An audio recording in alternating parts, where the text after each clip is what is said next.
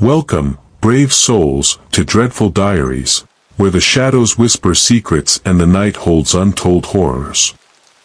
If you crave the thrill of the unknown, make sure to subscribe and join our community of fellow horror enthusiasts.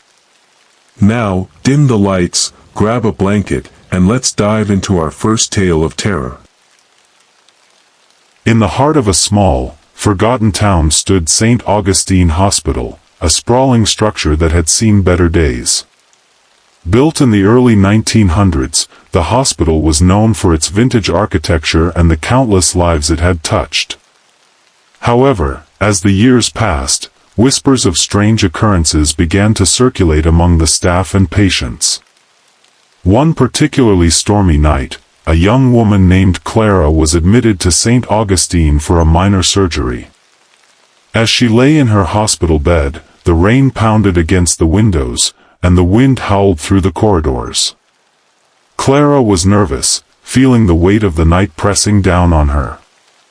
She closed her eyes, trying to calm her racing heart. Suddenly, she felt a gentle touch on her shoulder. Startled, Clara opened her eyes to find a nurse standing beside her. The nurse wore a crisp white uniform, complete with a starched cap and a warm smile that radiated kindness. Her hair was neatly pinned back, and her eyes sparkled with compassion. "Don't worry, dear," the nurse said softly. "Everything will be all right. I'm here to take care of you." Clara felt an immediate sense of comfort wash over her. The nurse's presence was soothing, and she found herself relaxing as the nurse checked her vitals and reassured her about the upcoming procedure. They chatted for a while, and Clara felt as if she had known this nurse her entire life. After a few hours, Clara drifted off to sleep, feeling safe and cared for. When she awoke, the sun was shining through the window, and the nurse was nowhere to be found. Confused, Clara pressed the call button, and a different nurse entered the room. "Good morning. How are you feeling?" the new nurse asked, her smile bright but her demeanor different. "I'm okay, but where's the nurse who was just here?" "The one in the white uniform?" Clara asked, her brow furrowing in confusion. The new nurse looked puzzled. "There's no nurse on staff who fits that description. We don't have anyone in vintage attire." Clara's heart sank. She described the nurse in detail, but the staff could only shake their heads. As the day went on, Clara couldn't shake the feeling that something was off. She decided to ask other patients if they had seen the nurse. To her surprise, several patients reported similar encounters. They spoke of a kind nurse who appeared at their bedsides, offering comfort and reassurance during their darkest moments. Yet, no one had ever seen her during the day, and the staff had no record of her. Intrigued and a little frightened, Clara began to investigate.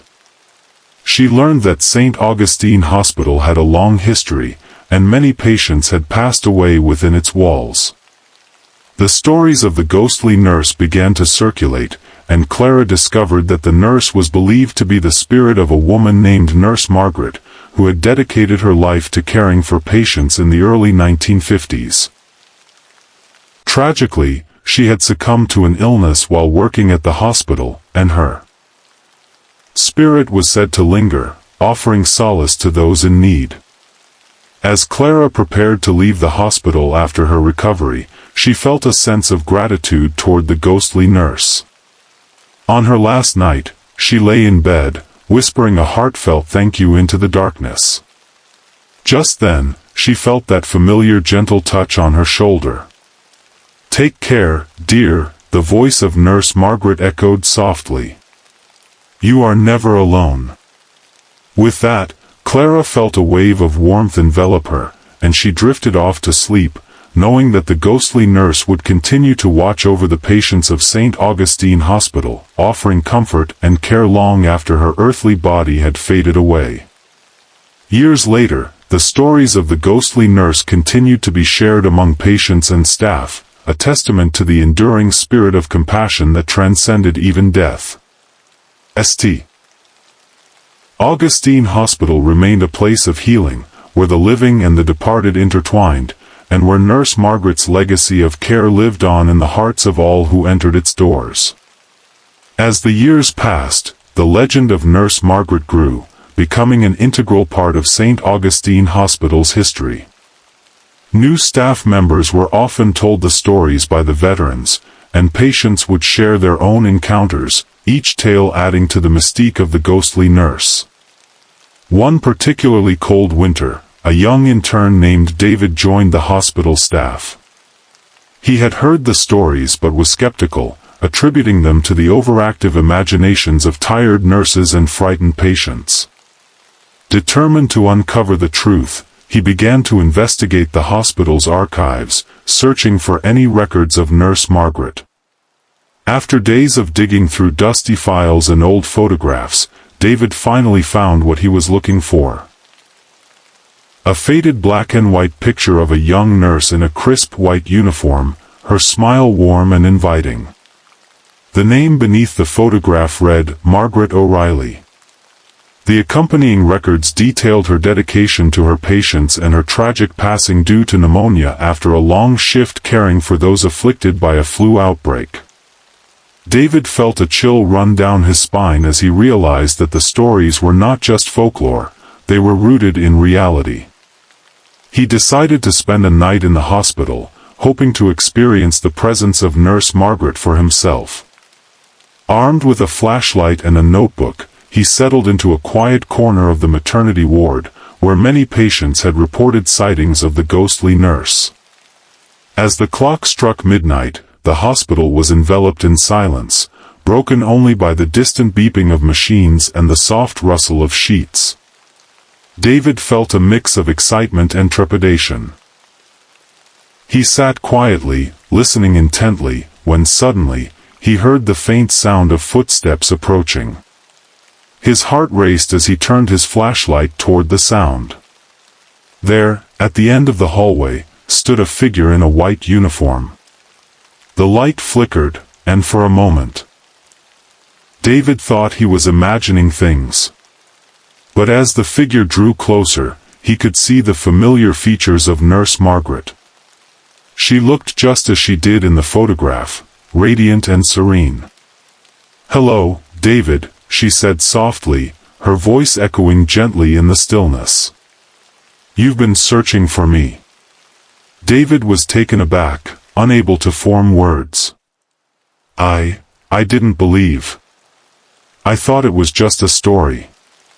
Nurse Margaret smiled, her eyes twinkling with understanding. "Many do. But I am here for those who need me.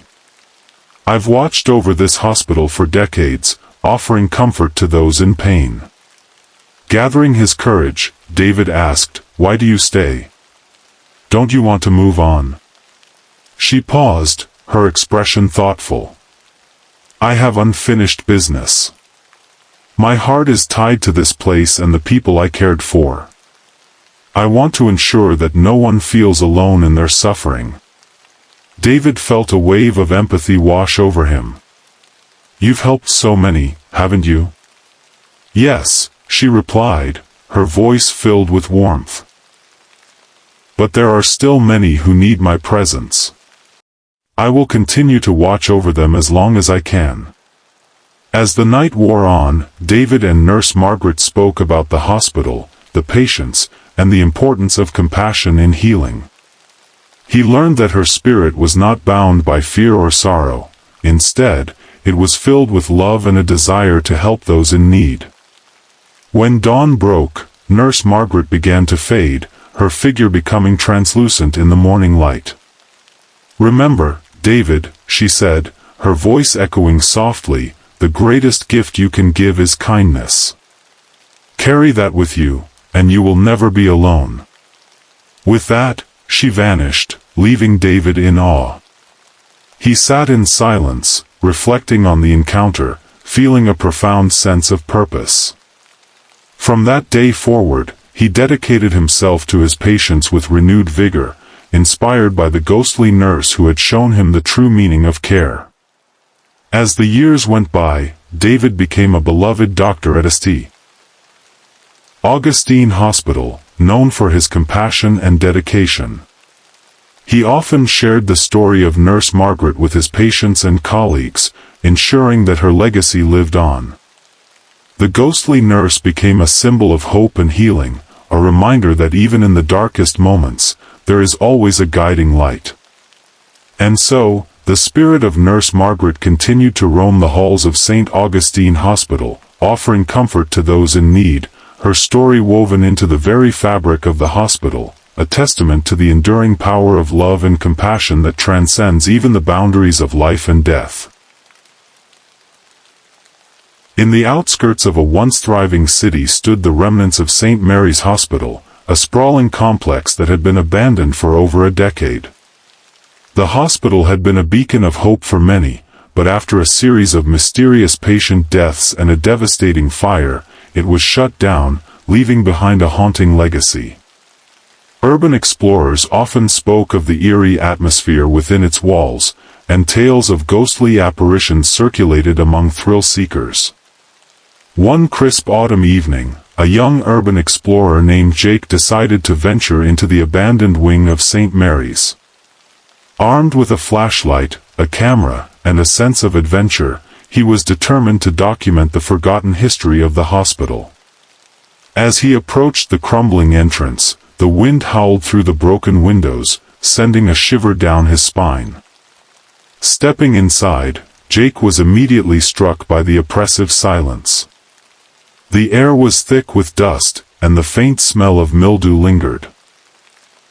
He flicked on his flashlight, illuminating the peeling paint and rusted medical equipment that lay scattered across the floor. The atmosphere was heavy, as if the walls themselves were holding their breath, waiting for something to happen. As he wandered deeper into the abandoned wing, Jake felt a strange sensation creeping over him, a feeling of being watched. He shook it off, attributing it to his imagination. He snapped photos of the dilapidated rooms, each one telling a story of neglect and decay. But as he moved further down the corridor, he began to hear faint whispers echoing through the halls. "Leave, go back." Jake paused, his heart racing. He turned around, expecting to see another explorer or perhaps a trick of the light, but the corridor was empty. The whispers grew louder, more insistent, as if a chorus of voices was urging him to turn back. He felt a chill run down his spine, but curiosity pushed him forward. He entered a room that appeared to have once been a patient's quarters. The bed was still made, the sheets yellowed with age, and a single chair sat in the corner, facing the window. As he stepped inside, the whispers intensified, swirling around him like a tempest. "Leave, you don't belong here." Jake's pulse quickened. He felt an overwhelming urge to flee, but he fought against it, determined to uncover the secrets of the abandoned wing. He took a deep breath and began to explore the room, examining the remnants of the past. Suddenly, he heard a distinct sound behind him, a soft shuffling, like footsteps on the floor. Spinning around, he shone his flashlight into the darkness, but there was nothing there. The whispers had quieted, replaced by an eerie stillness that made the hairs on the back of his neck stand on end. Just as he was about to dismiss it as his imagination, he caught a glimpse of movement in the corner of his eye. A shadow darted past the doorway, and Jake's heart raced. He followed the shadow, his curiosity piqued despite the fear gnawing at him. He moved cautiously down the corridor, the whispers returning, now sounding desperate. "Leave, before it's too late." Jake pressed on, his flashlight beam cutting through the darkness. He entered another room, this one filled with old medical equipment, rusty gurneys, broken floor stands, and dusty surgical tools. The atmosphere was thick with a sense of foreboding, and the whispers crescendoed into a frantic plea. Get out! Get out now! Suddenly, the temperature dropped, and Jake could see his breath in the air. Panic surged through him as he felt an unseen force pushing against him, urging him to leave. He turned to run, but as he did, the door slammed shut behind him with a deafening bang. Trapped, Jake's heart raced as he pounded on the door, shouting for help. The whispers transformed into anguished cries, echoing through the room. He could feel the presence of something malevolent, something that did not want him there. Desperation clawed at him as he searched for another way out. In a moment of clarity, he remembered the window. He rushed to it, throwing open the rotting frame and climbing out into the cool night air. He landed hard on the ground outside, gasping for breath as he scrambled to his feet. The whispers faded into the distance, replaced by the sound of his own heartbeat pounding in his ears. Jake didn't stop running until he reached his car, the adrenaline coursing through his veins. He fumbled for his keys, his hands shaking as he unlocked the door and jumped inside.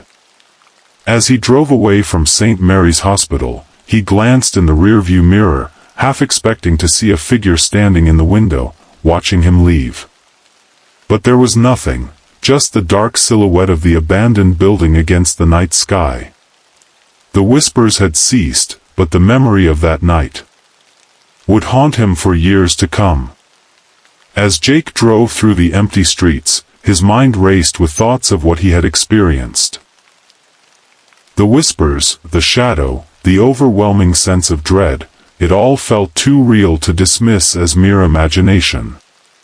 He couldn't shake the feeling that he had stumbled upon something far more sinister than he had anticipated. Once home, he tried to put the experience behind him, but sleep eluded him. Every creak of the house, every rustle of the wind outside, sent him spiraling back to the abandoned wing of St. Mary's. He replayed the events in his mind, questioning his decisions and wondering what had truly happened in that forsaken place. Days turned into weeks, and Jake found himself drawn back to the hospital, despite the fear that gripped him. He began researching the history of St. Mary's, uncovering stories of the patients who had suffered and died within its walls.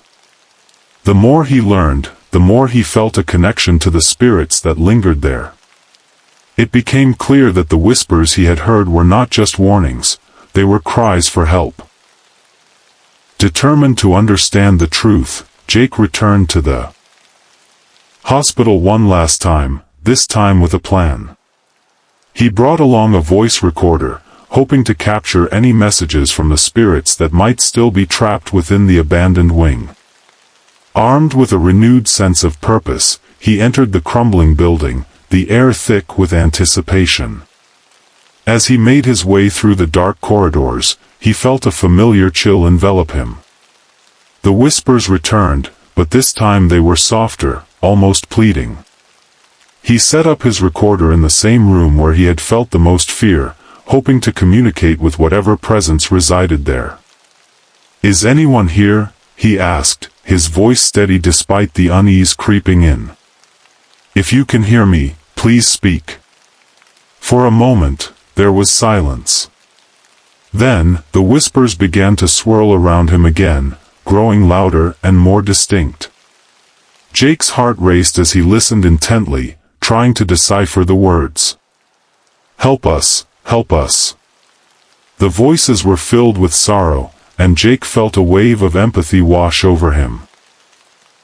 He realized that these spirits were not malevolent, they were lost souls, trapped in a place that had once been their sanctuary. They were crying out for recognition, for someone to remember them. "I'm here to help," he said, his voice firm. "I want to tell your story. I want people to know what happened here." As he spoke, the temperature in the room dropped even further, and he could see his breath fogging in the air. The whispers grew louder, almost as if they were responding to his promise. He felt a presence beside him, a gentle touch on his shoulder, and he knew that Nurse Margaret, the ghostly nurse from the other wing, was there with him, guiding him. With renewed determination, Jake continued to record, asking questions and listening intently. He felt a sense of purpose, as if he were a bridge between the living and the dead. The spirits began to share their stories, tales of pain, loss, and longing for peace. After what felt like hours, Jake finally stopped the recording, feeling a sense of closure wash over him. He had connected with the spirits, and he knew he had to honor their stories. He left the abandoned wing, promising to return and share what he had learned. In the following weeks, Jake worked tirelessly to compile the recordings and research into a documentary about St. Mary's Hospital. He interviewed historians, former staff, and families of patients who had passed away there. The project became a labor of love, and as he shared the stories of those who had suffered, he felt a weight lift from the spirits of the abandoned wing. When the documentary premiered, it was met with both acclaim and controversy. Many were fascinated by the history of the hospital, while others were skeptical of the supernatural elements. But for Jake, it didn't matter. He had fulfilled his promise to the spirits, giving them a voice and a chance to be remembered. As he stood in the audience, watching the faces of those who had come to learn about St. Mary's. In the heart of a bustling city stood Crestwood Hospital, a facility known for its state-of-the-art medical care and compassionate staff. Among its many patients was a man named Thomas, who had been admitted for a routine procedure, a simple appendectomy. He was in good spirits, joking with the nurses and reassuring his family that everything would be fine. The day of the surgery went smoothly, and Thomas was placed in a private room to recover. As night fell, the hospital quieted down, the only sounds being the soft beeping of machines and the distant murmur of staff attending to other patients. Thomas's family left for the evening, confident that he would be fine. But as the clock struck midnight, something strange began to unfold. The night shift nurse, Sarah, was making her rounds when she heard a faint voice calling from Thomas's room. "Help, someone, please help me." The voice was weak and filled with desperation. Concerned, Sarah hurried to the room, but when she opened the door, she found it empty. The bed was neatly made, and the medical equipment was untouched. Puzzled, Sarah checked the records. Thomas was still listed as a patient, but there was no sign of him. She called for backup, and soon a small team of nurses and doctors gathered to search the hospital. They combed through every floor, checked the stairwells, and even looked in the basement, but there was no trace of Thomas. It was as if he had vanished into thin air. As the days turned into weeks, the mystery of Thomas's disappearance became a topic of hushed conversations among the staff. Some believed he had somehow escaped, while others whispered about the possibility of something more sinister. The hospital administration conducted a thorough investigation, but no evidence of foul play was found. Thomas was simply gone. However, the story didn't end there. Staff members began to report strange occurrences in the hospital. Late at night, they would hear the faint sound of a man's voice calling for help, echoing through the empty halls. The voice was always the same, filled with anguish and desperation. Nurses would often find themselves drawn to Thomas's old room, feeling an inexplicable chill in the air, as if someone were watching them. Years passed, and the legend of Thomas became a ghost story told among the staff. New employees would hear the tale during orientation, and many dismissed it as mere folklore. But one fateful night, a new patient named Emily was admitted to Crestwood Hospital. She was recovering from a serious illness and was placed in the same room where Thomas had vanished. That night, as Emily lay in her bed, she was awakened by a soft whisper. "Help me, please." The voice was faint but unmistakable. Startled, she sat up, her heart racing. She glanced around the dimly lit room, but there was no one there. The voice continued, growing more urgent.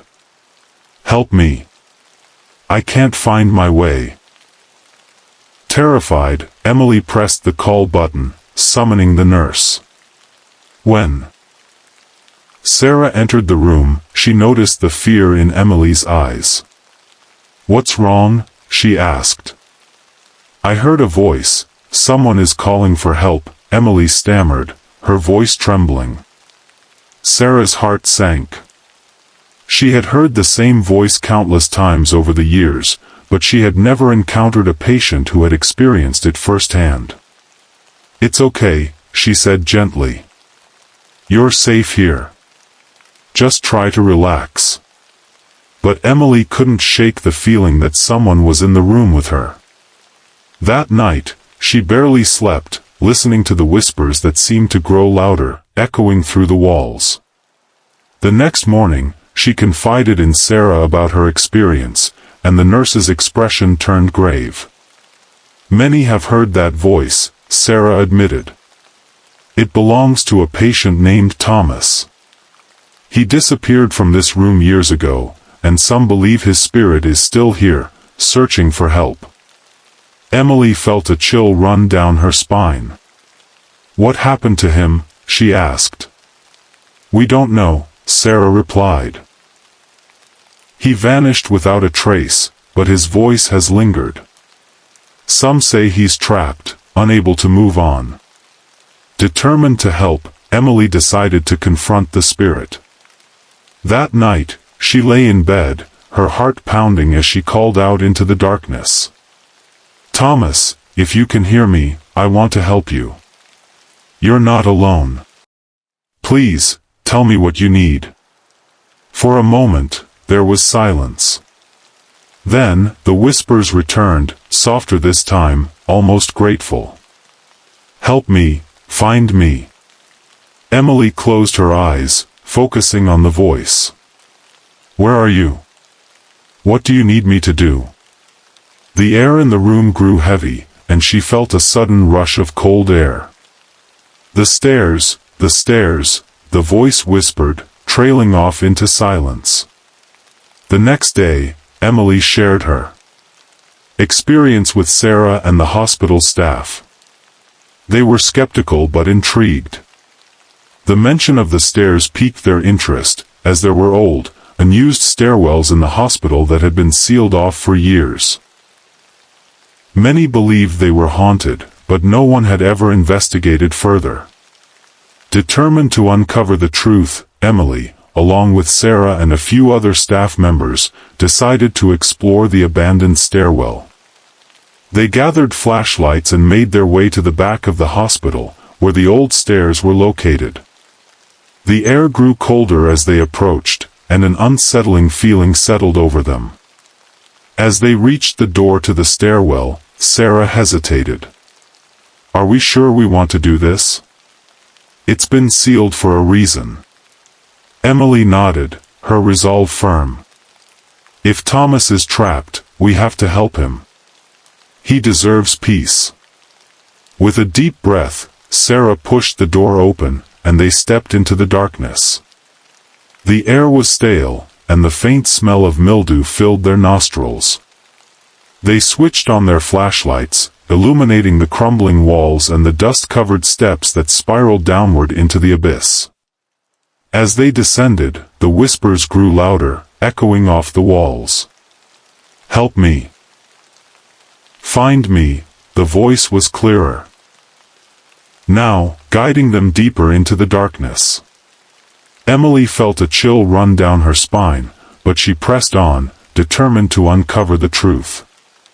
At the bottom of the stairs, they found themselves in a small, dimly lit room. The walls were lined with old medical equipment, long forgotten and covered in dust. In the center of the room stood a gurney, and beside it, a small door that appeared to lead to another area. Is this where he was taken? Emily wondered aloud, her heart racing. As they approached the door, the whispers intensified, urging them to open it. With a trembling hand, Sarah reached for the handle and pulled it open. The door creaked ominously, revealing a narrow passageway that led to a darkened corridor. "Thomas, are you here?" Emily called out, her voice echoing in the silence. Suddenly, a cold breeze swept through the corridor, and the whispers transformed into a cacophony of voices, all pleading for help. Emily felt a surge of fear but stood her ground. "We're here to help you. Please, show us what you need." In response, the air grew heavy, and a figure began to materialize at the end of the corridor. It was a translucent silhouette of a man, his features faint but recognizable. Emily's heart raced as she realized it was Thomas. "Help me. I can't find my way," he pleaded, his voice filled with sorrow. "Thomas, we're here," Emily shouted, stepping forward. "We want to help you find peace. What happened to you?" The ghostly figure pointed down the corridor, and the whispers grew louder, urging them to follow. With a mix of fear and determination, Emily and the others moved deeper into the passageway, guided by Thomas's spirit. They reached a small, locked door at the end of the corridor. It was old and rusted, but Emily felt an overwhelming sense of urgency. "This must be it," she said, her voice steady. "This is where you were taken." With a deep breath, Sarah pulled out a crowbar she had brought along, and with a few determined strikes, the door creaked open. Inside, they found a small, dark room filled with old medical records and equipment. But what caught Emily's eye was a dusty old chart on a nearby table. She picked it up and read the name, Thomas Reynolds. The chart detailed his admission, the procedure he had undergone, and the notes from the doctors. But at the bottom, there was a chilling entry: patient went missing during recovery. Search initiated. Emily's heart sank. This is it. This is where they lost you.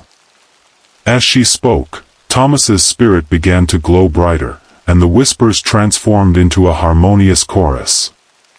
Thank you," he said, his voice filled with relief. In that moment, Emily understood.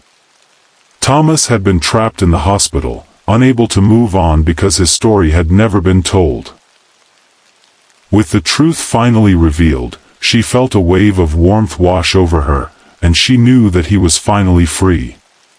"Go, Thomas," she urged, tears in her eyes. "You're free now. You can move on." Cedar Grove Hospital was known for its advanced medical technology and skilled surgical team. However, it also had a dark secret that few spoke of openly. In the heart of the hospital lay Operating Room 3, a sterile space that had become infamous among the staff for its unsettling occurrences.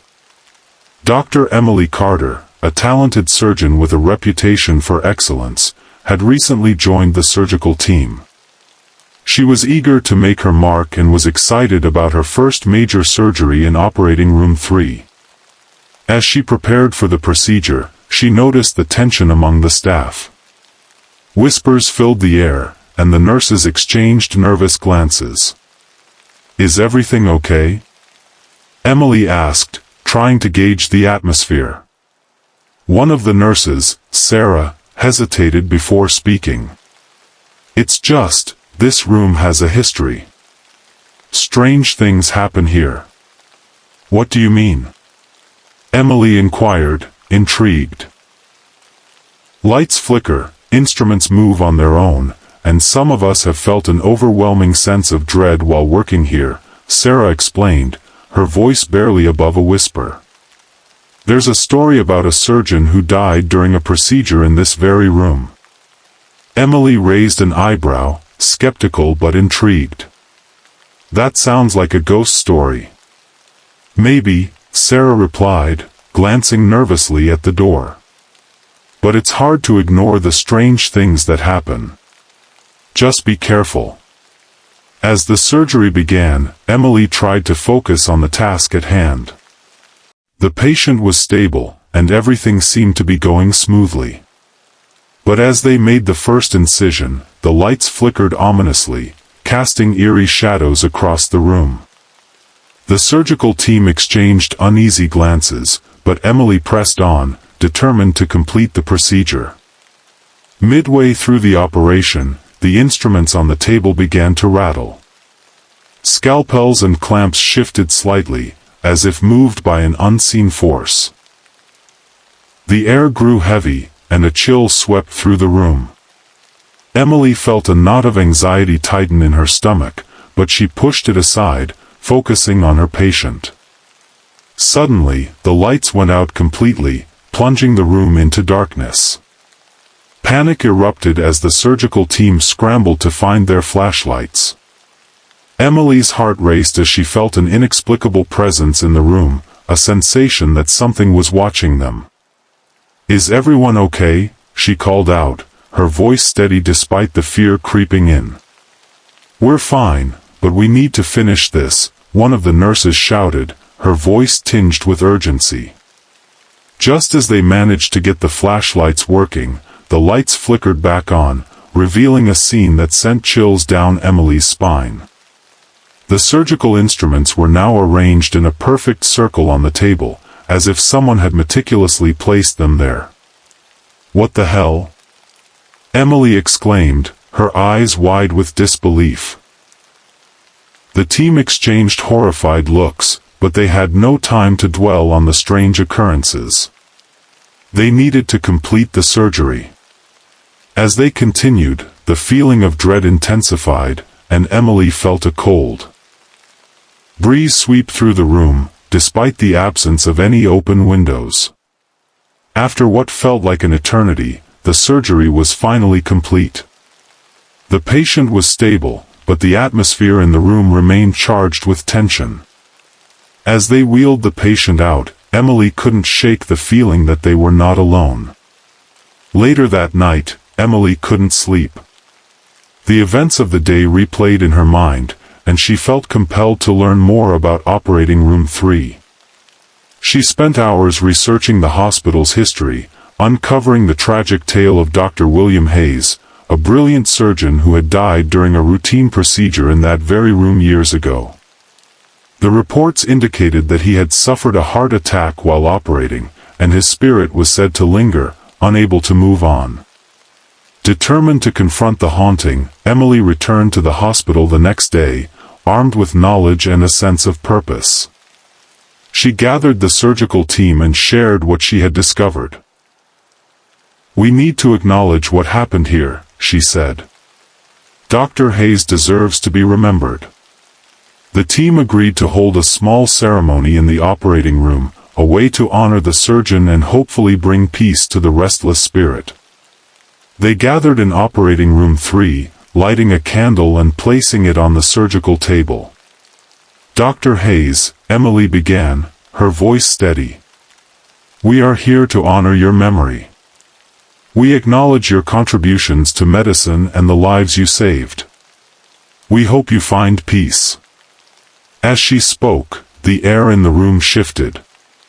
The oppressive weight that had lingered for so long began to lift, and the lights flickered gently, as if responding to her words. The team felt a sense of calm wash over them, and the cold breeze that had haunted them seemed to dissipate. In that moment, they all felt a presence, a warm, comforting energy that enveloped them. It was as if Dr. Hayes was finally acknowledging their tribute, grateful for their recognition and respect. The atmosphere in Operating Room 3 transformed from one of dread to one of reverence, and the surgical team felt a profound sense of relief. As they concluded the ceremony, Emily noticed that the flickering lights had steadied, casting a warm glow over the room. The instruments, which had once seemed to move on their own, now lay quietly in their places, undisturbed. It was as if the spirit of Dr. Hayes had finally found peace, allowing the room to return to its intended purpose. "Thank you, Dr. Hayes," Emily whispered, feeling a wave of gratitude wash over her. "We will remember you." From that day forward, the strange occurrences in Operating Room 3 ceased. The lights remained steady, and the instruments stayed in place. The surgical team continued to perform procedures in the room, but now they did so with a sense of calm and respect for the history that surrounded them. Emily became a champion for honoring the memories of those who had come before, advocating for the hospital to create a memorial for Dr. Hayes and other staff members who had passed away. The hospital administration agreed, and soon a small plaque was placed in the waiting area, commemorating the contributions of those who had dedicated their lives to healing. As the years went by, the story of Dr. Hayes became part of the hospital's lore, a reminder of the importance of acknowledging the past. Emily often shared the tale with new staff members, emphasizing the significance of compassion and respect in their work. One evening, as she was finishing up her rounds, Emily found herself back in Operating Room 3. The room felt different now, inviting and serene. She stood for a moment, reflecting on the journey that had brought her here. The fear that had once gripped her had been replaced by a sense of connection to the spirit of the surgeon who had once walked these very halls. As she turned to leave, she felt a gentle breeze brush past her, and for a fleeting moment, she thought she heard a soft voice whispering, "Thank you." A smile spread across her face, and she knew that Dr. Hayes was finally at peace, watching over the hospital and the lives it touched. Cedar Grove Hospital continued to thrive, its staff dedicated to their patients and their craft. And in Operating Room 3, the legacy of Dr. William Hayes lived on, a testament to the power of recognition, compassion, and the enduring bond between those who heal and those who have been healed. At Willow Creek Hospital, the maternity ward was a place of joy and celebration, filled with the sounds of new life. However, as the sun set and the night shift began, an unsettling phenomenon would often disrupt the peace. Nurses and staff members reported hearing the unmistakable sound of a baby crying echoing through the halls, even when there were no infants in the vicinity. Nurse Clara, a dedicated and compassionate caregiver, had worked in the maternity ward for several years. She loved her job and took pride in helping new mothers and their babies. But as the nights grew longer and the cries became more frequent, Clara found herself increasingly unnerved. One particularly quiet night, Clara was making her rounds when she heard it again, a soft, heart-wrenching cry that seemed to come from nowhere. She paused, her heart racing. The maternity ward was empty, with only a few mothers and their newborns resting peacefully in their rooms. The sound echoed through the corridor, pulling her toward the source. "Is anyone there?" Clara called out, her voice trembling slightly. She followed the sound, which seemed to lead her to a darkened corner of the ward. As she approached, the crying grew louder, more desperate. She pushed open the door to an empty nursery, but the room was silent, the cribs empty and still. Confused, Clara stepped back into the hallway, glancing around to see if anyone else had heard the cries. But the other nurses were busy with their tasks, seemingly unaware of the haunting sound that had filled the air. She shook her head, trying to dismiss it as her imagination playing tricks on her. The next night, the cries returned, this time more insistent. Clara was not alone. Her colleague, Nurse Jenna, had also heard the cries. "I thought I was going crazy," Jenna admitted, her eyes wide with fear. "I've heard it too. It sounds so real." Determined to uncover the source of the cries, Clara and Jenna decided to investigate together. They spent the night on high alert, listening intently for the sound. As the clock struck midnight, the cries echoed through the ward once more, sending chills down their spines. "Let's check the nursery again," Clara suggested, her heart pounding. They hurried to the room, but once again, it was empty. The cries continued, leading them to the staff break room, where they found nothing but silence. Frustrated and frightened, Clara and Jenna decided to dig into the hospital's history. They spent their breaks researching old records and speaking with longtime staff members. What they discovered sent shivers down their spines. Years ago, a tragic incident had occurred in the maternity ward. A young mother had given birth to a beautiful baby girl, but shortly after, the infant had fallen ill and passed away. The mother, devastated by the loss, had been inconsolable.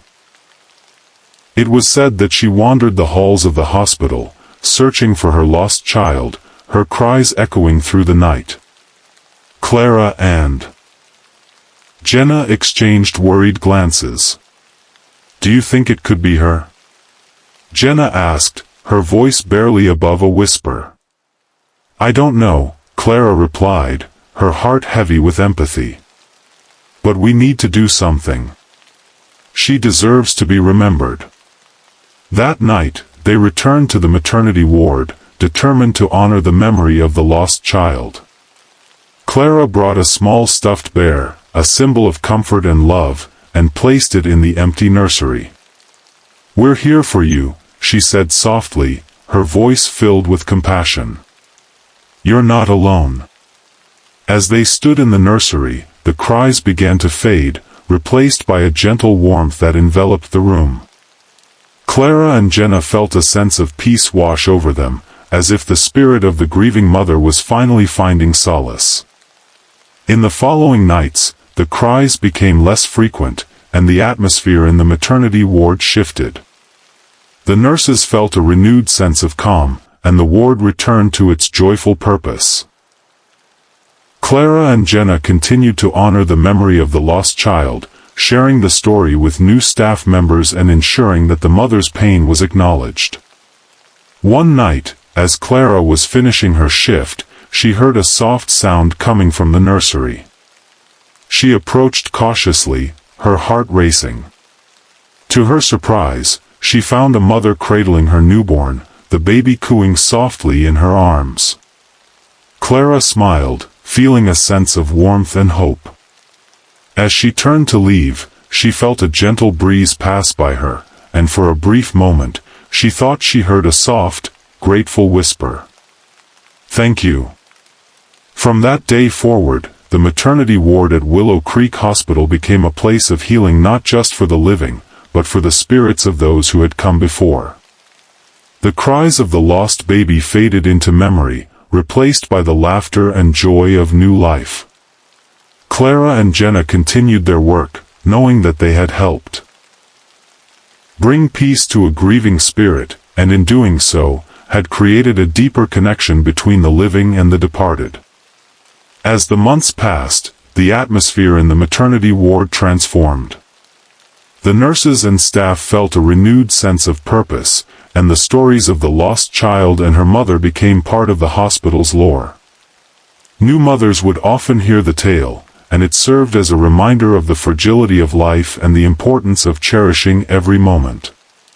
Clara and Jenna made it a tradition to place a small stuffed animal in the nursery each time a new baby was born, a gesture of love and remembrance for the spirits that lingered.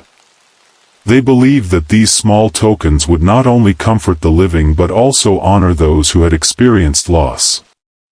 One evening, as Clara was preparing for her shift, she received a call from a mother who had just given birth to a healthy baby girl. The mother, overwhelmed with joy, expressed her gratitude for the care she had received.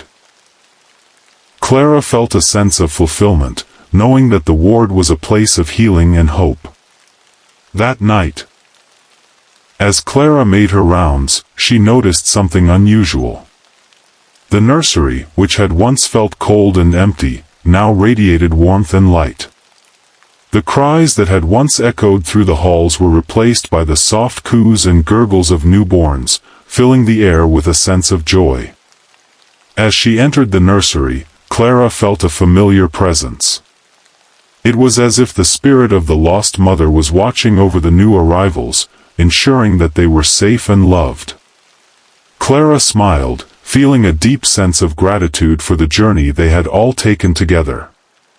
In the following weeks, the maternity ward continued to thrive. The nurses and staff worked tirelessly, caring for mothers and their babies, and the stories of the lost child and her mother became a source of inspiration. They reminded everyone of the importance of compassion, empathy, and the bonds that connect us all. One night, as Clara was finishing her shift, she found herself alone in the nursery. The soft glow of the night lights illuminated the room, and the peaceful sounds of sleeping babies filled the air. Clara took a moment to reflect on the changes that had taken place since she and Jenna had honored the lost mother. As she stood there, she felt a gentle breeze sweep through the room, and the air seemed to shimmer with warmth.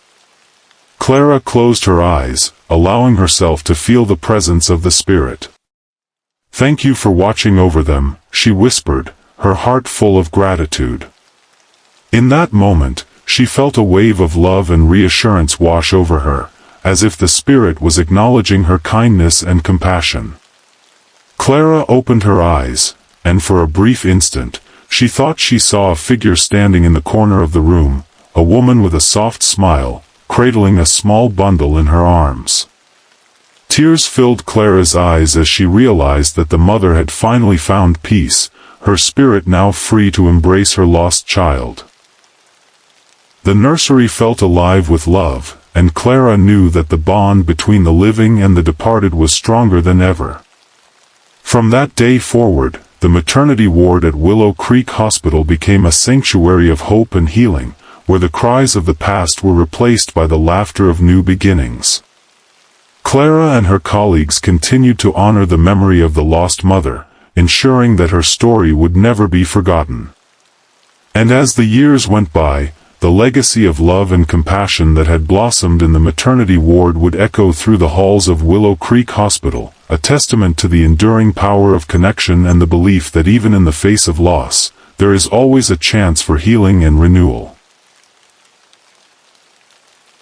The fluorescent lights flickered overhead as Nurse Clara Thompson made her rounds in the dimly lit corridors of St. Augustine Hospital. The night shift was always quiet, but tonight felt different. An unsettling chill hung in the air, and the usual sounds of the hospital, the beeping of monitors, the rustle of sheets, seemed muted, as if the building itself was holding its breath. Clara had been working at St. Augustine for over 5 years, and she had seen her fair share of strange occurrences. But nothing could prepare her for what she would encounter that night. As she walked past room 204, she caught a glimpse of something out of the corner of her eye, a fleeting shadow that seemed to dart away just as she turned her head. She paused, her heart racing, but the corridor was empty. Shaking off the feeling, she continued her rounds, but the sensation of being watched lingered. As the hours dragged on, Clara noticed the shadow more frequently. It appeared in reflections, lurking just behind her in the glass of the nurse's station, or slipping into the darkness of the supply room. Each time she caught sight of it, a sense of dread washed over her, but she brushed it off as fatigue. After all, night shifts could play tricks on the mind. Around 3 a.m., Clara was in the break room, trying to shake off the unease with a cup of coffee. The shadows in the room seemed to stretch and twist, and she felt a cold breeze brush past her. Suddenly, the phone rang, shattering the silence. It was the charge nurse, asking her to check on a patient in room 204. Clara's stomach dropped. That was the room where she had first seen the shadow. With a deep breath, she made her way down the corridor, her footsteps echoing in the stillness. As she approached the door, she felt a wave of cold wash over her, and the air thickened with an inexplicable heaviness. She pushed the door open, and the sight before her sent chills down her spine. The patient, an elderly man named Mr. Jenkins, was pale and unresponsive, his breathing shallow. Clara rushed to his side, checking his vitals, but deep down, she felt an ominous presence. Just as she was about to call for help, the shadow appeared again, this time more defined. It loomed in the corner of the room, a dark figure with no discernible features. Clara's heart raced as she felt an overwhelming sense of sorrow emanating from it. She turned her gaze back to Mr. Jenkins, and in that moment, she realized the truth. The shadow was not a malevolent force, it was a manifestation of grief, a lingering spirit tied to the hospital. As she continued to monitor Mr. Jenkins, the shadow seemed to draw closer, its presence almost comforting. Clara felt a connection, as if the figure was trying to communicate something. She whispered softly to Mr. Jenkins, urging him to hold on, but deep down, she knew the inevitable was approaching. Moments later, the monitors began to beep erratically, and Clara's worst fears were confirmed. Mr. Jenkins took his last breath, and the room fell silent. In that instant, the shadow surged forward, enveloping Clara in a cold embrace. She felt a rush of emotions, sadness, loss, and a profound sense of peace. The figure lingered for a moment longer before dissipating into the air, leaving Clara alone in the room with the stillness of death. The following morning, as the sun began to rise, Clara shared her experience with her colleagues. They listened intently, some skeptical, others intrigued. But Clara knew what she had felt was real. The shadowy figure was a reminder of the lives that had passed through the hospital, a guardian of the memories that lingered in its halls. From that night on, Clara no longer feared the shadow. Instead, she embraced it as a part of her nightly routine, a silent companion in the darkness. She understood that in a place where life and death intertwined, the shadows were not to be feared but acknowledged.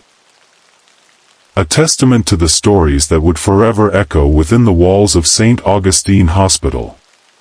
As the weeks turned into months, Clara found herself more attuned to the presence of the shadowy figure.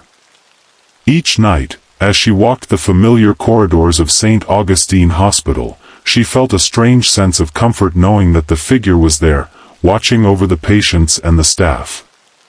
It became a part of her nightly ritual. She would greet the shadow softly, acknowledging its presence as she moved from room to room. One particularly stormy night, the hospital was unusually quiet. The rain lashed against the windows, and the wind howled outside, creating an eerie atmosphere. Clara was on her rounds when she noticed that the lights flickered more than usual, casting long, dancing shadows along the walls. As she approached room 207, she felt a sudden chill, and the shadow appeared again, more pronounced than ever. This time, it seemed to beckon her. Curiosity piqued, Clara stepped into the room. Inside lay a young woman named Emily, who had been admitted for a severe respiratory infection. Clara had been monitoring her condition closely, and tonight, Emily's breathing had become labored. Clara rushed to her side, adjusting the oxygen mask and checking the foredrip. As she worked, she felt the shadow hovering nearby, its presence almost protective. "Stay with me, Emily," Clara whispered, her voice steady despite the rising panic in her chest. "You're going to get through this." But as the minutes passed, Emily's condition worsened. Clara could feel the weight of the shadow pressing down on her, a mix of sorrow and urgency. It was as if the figure was urging her to act, to do something more. Clara's heart raced as she called for the doctor, her instincts kicking in. She knew they had to act quickly. The doctor arrived, and together they worked tirelessly to stabilize Emily. Clara felt the shadow shift, its energy fluctuating with the intensity of the situation. Just as they managed to get Emily's breathing under control, Clara caught a glimpse of the shadow in the corner of her eye. It seemed to pulse with a life of its own, reflecting the struggle in the room. After what felt like an eternity, Emily's vitals stabilized. Clara let out a breath she didn't realize she had been holding. The shadow, too, seemed to relax, its form softening as if it had been holding its breath alongside her. Clara turned to the corner where the figure had been, and for the first time, she felt a sense of gratitude wash over her. "Thank you," she whispered, knowing that the shadow had been there, guiding her through the night. As the dawn broke, Clara stepped outside for a moment of fresh air. The storm had passed, leaving the world glistening with raindrops. She reflected on the events of the night, realizing that the shadow was not just a haunting presence, it was a reminder of the fragility of life and the importance of compassion in her work. From that day forward, Clara made it a point to share her experiences with her fellow nurses. She spoke of the shadow, not as a ghost to be feared, but as a guardian of the hospital, a symbol of the lives that had touched the walls of St. Augustine. Some of her colleagues were skeptical, but others began to notice the shadow too, feeling its presence during their own shifts. As the years went by, Clara continued her work, always mindful of the shadow that accompanied her. She became known for her unwavering dedication to her patients, often going above and beyond to ensure their comfort. The shadow seemed to inspire her, pushing her to connect with each individual on a deeper level. One night, as she sat in the break room reflecting on her journey, she felt a familiar chill. The shadow appeared, more vivid than ever, and Clara smiled. She understood now that it was a part of her, a reminder of the lives she had touched and the lives that had touched her. In the end, the shadowy figure became a symbol of hope and healing within the hospital. It served as a reminder that even in the darkest moments, there was light to be found in compassion, connection, and the shared human experience. Clara knew that as long as she continued to care for her patients with love and dedication, the shadow would always be there, guiding her through the night. St. Michael's Hospital stood at the edge of town, a sprawling structure that had seen generations of patients pass through its doors. While the hospital was known for its excellent care, it also harbored a dark secret, a room that was always kept locked, known only to the staff as the Room of Lost Souls. Rumors swirled among the nurses and doctors about what lay behind the heavy oak door, but no one dared to speak of it openly. The room was said to be a place where patients who were nearing death were taken, a sanctuary for those who were about to cross over. Staff whispered that the air inside was thick with sorrow, and many claimed to have seen ghostly figures standing by the windows, watching over the living. The stories were enough to send shivers down the spine of even the most seasoned nurse. Nurse Sarah Mitchell had worked at St. Michael's for over a decade. She had heard the tales of the Room of Lost Souls but had never seen it for herself. The door was always locked, and only the head physician had the key. Sarah was a dedicated nurse, known for her compassion and her ability to connect with her patients. But as the years went by, she found herself increasingly curious about the room that held so many secrets. One fateful night, Sarah was assigned to the night shift in the oncology ward. The hospital was quiet, the only sounds being the soft beeping of monitors and the occasional shuffle of footsteps in the hallway. As she made her rounds, she couldn't shake the feeling that something was different. The air felt charged, as if the hospital itself was alive with anticipation. As she entered room 312, she found Mr. Thompson, an elderly man who had been battling cancer for months. He was frail, his skin pale and translucent, but his eyes sparkled with a hint of mischief. "Nurse Sarah," he said with a weak smile, "do you believe in ghosts?" Sarah chuckled softly, trying to lighten the mood. "I suppose I do, Mr. Thompson." Why do you ask? He leaned closer, his voice barely above a whisper. I've seen them, you know. The figures in the locked room. They come to visit me at night. Her heart raced at his words.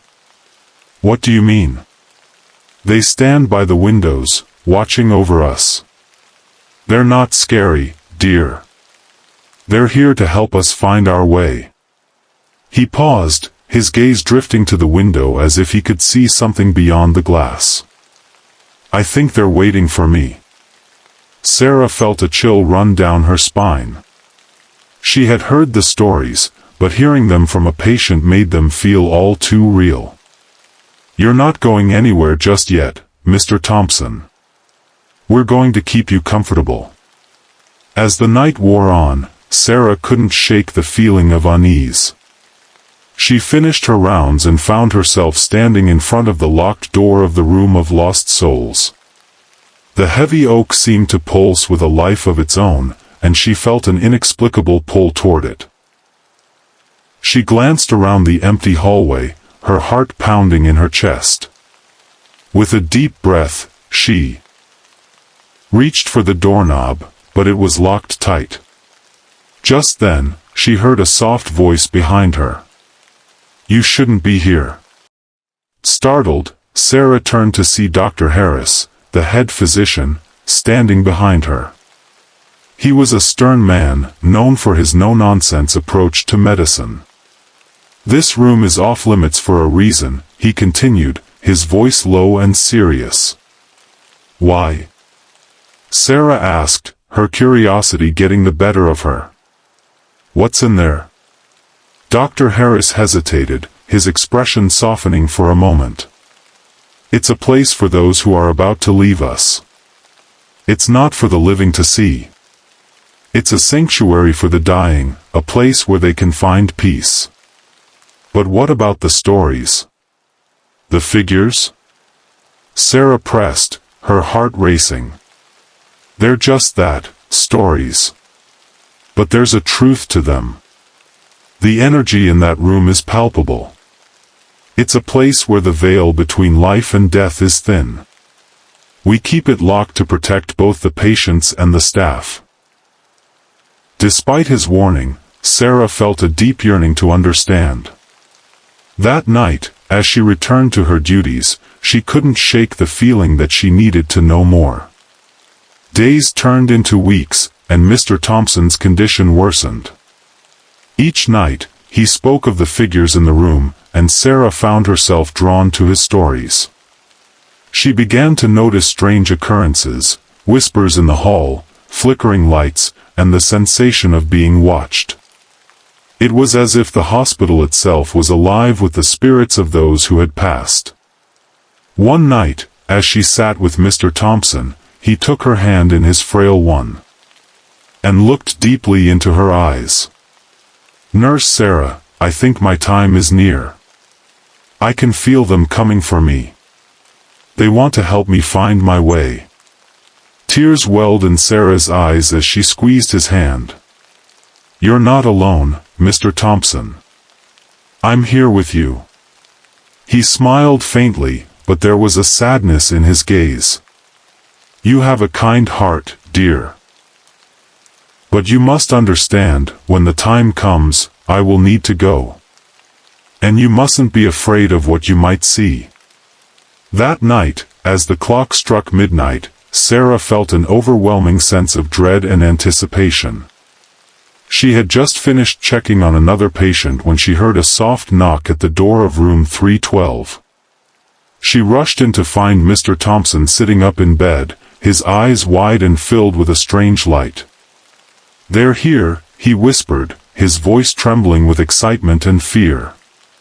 I can see them. Sarah's heart raced as she turned to look out the window. The moonlight streamed in, casting eerie shadows across the room.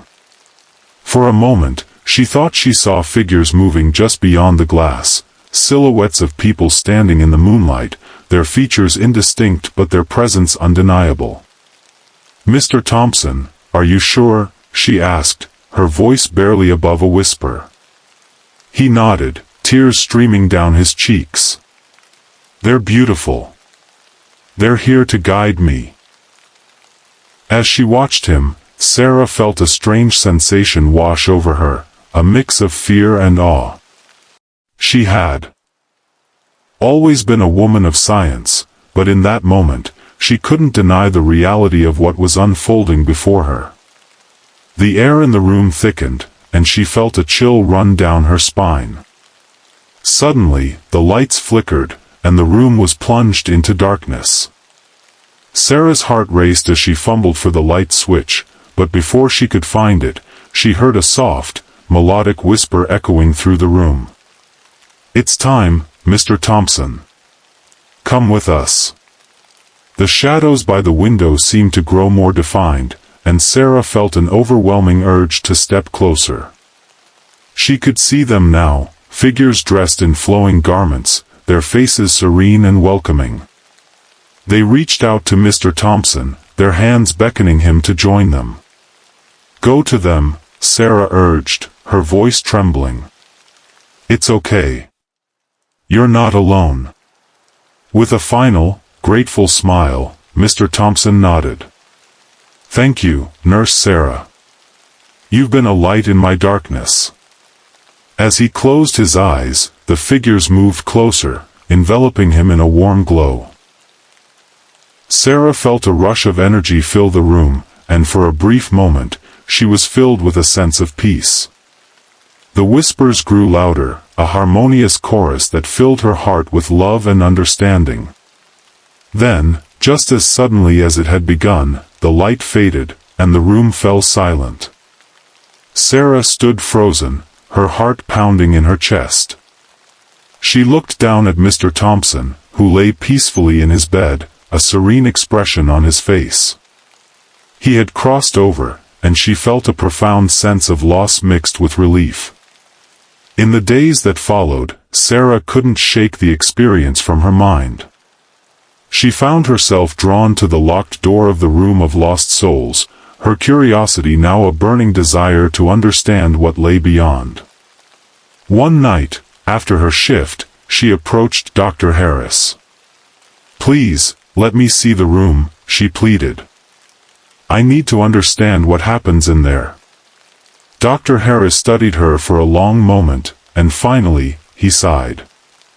"Very well, but you must promise to respect what you see. It's not a place for the living to linger." With that, he retrieved the key from his office, and together they walked to the door. Sarah's heart raced as he unlocked it, the heavy door creaking open to reveal a dimly lit room filled with soft, ethereal light. The air was thick with an otherworldly energy, and Sarah felt a wave of emotions wash over her, sorrow, love, and an overwhelming sense of peace. Inside, she saw beds lined against the walls, each one occupied by a patient in various stages of their final journey. Ghostly figures hovered near them, their expressions calm and reassuring. It was a sanctuary, a place where the dying could find solace and support as they prepared to leave this world. Tears streamed down Sarah's face as she took in the scene. She understood now that the Room of Lost Souls was not a place of fear, but a haven for those who were transitioning from life to whatever lay beyond. The figures were not there to haunt, they were there to guide, to comfort. The fluorescent lights buzzed overhead as Frank, the night janitor at Crestwood Hospital, pushed his cleaning cart down the long, empty corridor. The hospital was quiet at this hour, the only sounds being the soft hum of machinery and the occasional rustle of paper from the nurse's station. Frank had worked the night shift for years, and he was used to the solitude that came with it. But lately, something had begun to unsettle him. It started as a faint sound, soft footsteps echoing behind him as he mopped the floors or emptied trash cans. At first, he dismissed it as his imagination, a trick of the mind that came with the late hours.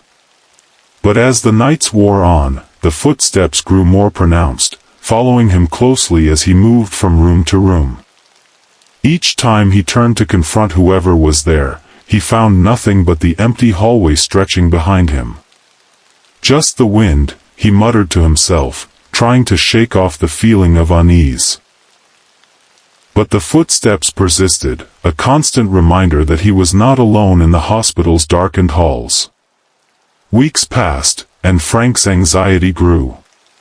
He began to dread his shifts, the sound of the footsteps becoming a haunting presence that followed him relentlessly. He confided in a few of the nurses, but they laughed it off, attributing it to the stress of the job. "You're just hearing things, Frank. It's a big building, it creaks and groans," one nurse said, patting him on the back. But Frank knew what he heard. The footsteps were distinct, almost rhythmic, as if someone was pacing behind him. He could feel the weight of a presence, an energy that seemed to linger in the air. It was as if the hospital itself was alive, holding on to the memories of those who had passed through its doors. One night, as he was cleaning the surgical wing, the footsteps returned, louder and more insistent than ever. Frank's heart raced as he turned to face the empty corridor. "Who's there?" he called out, his voice echoing off the sterile walls. Silence answered him, thick and suffocating. Determined to confront whatever was haunting him, Frank decided to investigate. He followed the sound, his footsteps echoing in tandem with the phantom ones. They led him to a secluded part of the hospital, an area that had been closed off for renovations. The air grew colder as he approached, and he felt a shiver run down his spine. As he reached the end of the corridor, he noticed a door slightly ajar. It was marked storage, but the sign was faded and worn. Curiosity piqued, Frank pushed the door open and stepped inside. The room was dark and cluttered with old medical equipment, boxes, and forgotten supplies. He flicked on the light, and the fluorescent bulbs flickered to life, casting eerie shadows across the room. In the corner, he spotted a dusty old chair, and beside it lay a stack of old patient files. As he rifled through them, one name caught his eye, Emily Carter. The file detailed her stay at Crestwood, a young woman who had battled a severe illness but ultimately succumbed to her condition. The date of her passing was just a few weeks before Frank had started hearing the footsteps. Suddenly, the air grew heavy, and Frank felt a chill wash over him. The footsteps returned, louder and more frantic, echoing in the small room. He turned, heart pounding, and saw a shadow flicker at the edge of his vision. "Emily," he whispered, the name escaping his lips before he could stop himself. In that moment, he felt a rush of emotions, sadness, longing, and an overwhelming sense of loss. It was as if Emily's spirit was reaching out to him, trying to communicate something important. The footsteps stopped, and the room fell silent, save for the sound of Frank's own breathing. Gathering his courage, he spoke into the darkness. "I'm here. I can hear you. What do you want?" For a moment, there was only silence. Then, as if in response, the temperature in the room dropped even further, and Frank felt a gentle breeze brush past him. The air shimmered, and he could almost make out a figure standing in the corner, a young woman with soft features and a sorrowful expression. "Help me," she whispered, her voice barely audible. "I'm lost." Frank's heart ached at her plea. He understood now that Emily's spirit was trapped, lingering in the hospital, unable to move on. "I'll help you," he promised, his voice steady. "I'll make sure you're not forgotten." With that, the figure began to fade, but not before Frank caught a glimpse of her grateful smile. The footsteps that had haunted him for weeks began to recede, replaced by a sense of peace that filled the room. He felt a warmth envelop him, as if Emily's spirit was finally finding solace. The next day, Frank returned to work with a newfound determination. He knew he had to honor Emily's memory and help her find peace. He began by researching her story, digging through old hospital records and speaking with the staff who had been there during her time. He learned that Emily had been a beloved patient, known for her bright smile and indomitable spirit, even in the face of her illness. Many of the nurses remembered her fondly, and they shared stories of her kindness and resilience. As he gathered more information, Frank decided to organize a small memorial for Emily. He spoke to the hospital administration, explaining the importance of acknowledging the lives of those who had passed through their care. To his surprise, they were supportive of the idea. They agreed to hold a memorial service in the hospital chapel, inviting staff, former patients, and anyone who had known Emily. On the day of the memorial, the chapel was filled with soft light, and a sense of reverence hung in the air. Frank stood at the front, his heart pounding as he looked out at the gathering. He shared Emily's story, recounting her bravery and the impact she had on those around her. He spoke of the footsteps that had followed him, the connection he had felt, and how he believed she was still watching over the hospital. As he spoke, he noticed a gentle breeze flowing through the chapel, and he felt a comforting presence beside him. It was as if Emily was there, listening, finally at peace with the acknowledgement of her life. The attendees shared their own memories, lighting candles in her honor, and the atmosphere shifted from one of sorrow to celebration. After the service, Frank felt a weight lift from his shoulders.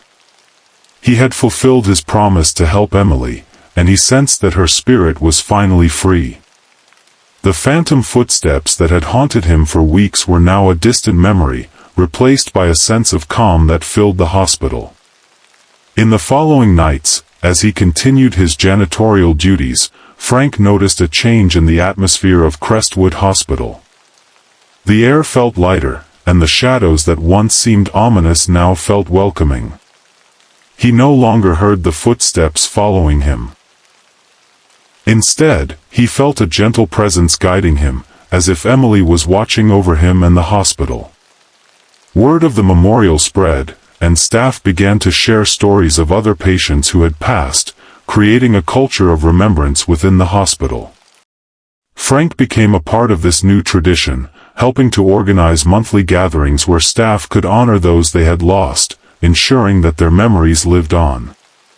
As the years went by, Frank continued to work at Crestwood Hospital, his heart full of purpose. He had transformed his fear into compassion, and the hospital became a place not just of healing, but of remembrance and connection. The phantom footsteps had led him to a deeper understanding of life, death, and the bonds that tie us all together.